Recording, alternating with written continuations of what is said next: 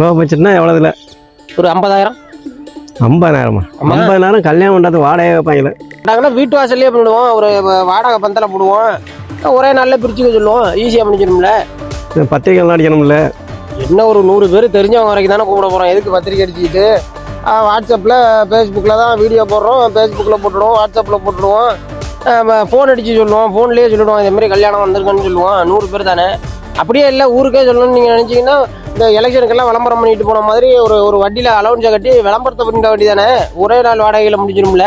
சாப்பாடு போடணும், மொய் எழுதணும். மொய் வாங்கி தான் ஆகணும். சாப்பாட்டுக்கு ஒன்று பண்ணிவிடுவோமே.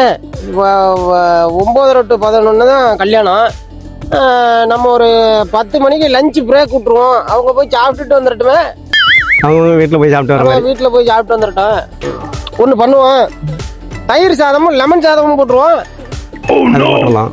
அப்புறம் இந்த கல்யாணத்துக்கு வர்றாங்க தெரியாத போது வந்ததுக்கு முறை தானே தெரிய போகுது இவன் தயிர் சாதமும் லெமன் சாதம் தான் போடுறான்னு. அது பரிமாற ஆளெல்லாம் போட வேண்டாம். ஆள் இலை டேபிள் அது ஒரு செலவாகும். நான் என்ன சொல்கிறேன், பஃபெட் சிஸ்டத்தில் வச்சுருவோம். தயிர் சாதமும் புளி சாதமும் இருக்கும், பிளேட்டும் இருக்கும். அவங்கவுங்க எடுத்து போட்டு சாப்பிட்டு ஊருக்காக தானே வைக்க போகிறோம். எடுத்து சாப்பிட்டு போயிட்டு இருக்க போகிறாங்க. ஈஸியாக வேலையை முடிக்கிறத விட்டுட்டு இப்போ தயிர் சாதம் புளி சாதம் போடுறோம்னாக்கா ஏன்னா கோயிலே வச்சு கல்யாணம் பண்ணுறோம். நம்ம வீட்டு ஆயிலெல்லாம் பண்ணுறோம். அப்போ கோயிலே பண்ணிவிடுவோமே. கோயிலில் கல்யாணம் பண்ணுவோம். கோயிலில் வச்சாலும் அப்புறம் இந்த இது மேலதாரம்லாம் பார்க்கணும்ல. மேலதாளமா? எவ்வளோக்கா பையன் மேலதாளம்? சிம்பிளாக வச்சாலே 10,000 வைப்பான். 10,000 ரூபாயில பெரிய அமௌண்ட்டு. நான் என்ன சொல்கிறேன், அதே சவுண்டு தான் ஸ்பீக்கர்லேயும் வரப்போகுது. அவங்க மேலே அடித்தாலும் மைக் வச்சு ஸ்பீக்கரில் தான் ஓட போகுது. யூடியூப்பில் சூப்பர் மேலே கச்சேரியாக இருக்குது. டவுன்லோடு பண்ணி போட்டுவிட்டா ஸ்பீக்கரில் ஓடிட்டு இருக்க போகுது. அதே தானே அவங்களும் அடிக்க போகிறாங்க. அவங்க அடித்தாலும் ஸ்பீக்கர்லாம் மக்கள் கேட்க போகுது. ஒன்றும் பிரச்சனை இல்லை. அதை செலவில் இழுத்து விட்றாங்க. மேலதாளம்லாம் யூடியூப்பில் டவுன்லோட் பண்ணி போட்டுருவோம். சரி, கோயிலில் வச்சாலும் ஐயருக்கெல்லாம் பணம் கொடுக்கணும்ல. கோயில் நிர்வாகத்துக்கு பணம் கொடுக்கணும். கோயில் உள்ளே போனால் தானே கொடுக்கணும். கோயில் திறந்து தானே இருக்குது டெய்லி. காலையில் போய் கோயில் வாசல்லையே நின்று தாலியை கட்டி கூப்பிட்டு வந்துடுவோமே. ஏன் வீண் செலவு பண்ணுறீங்க?